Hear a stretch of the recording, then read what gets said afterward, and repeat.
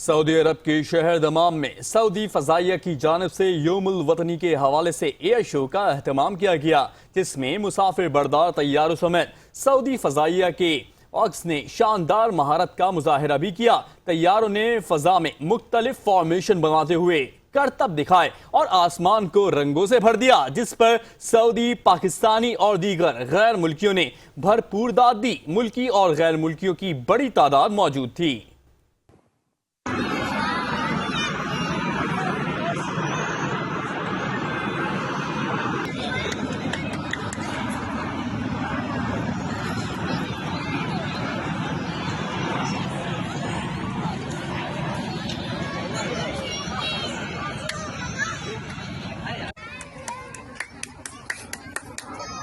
क्षमा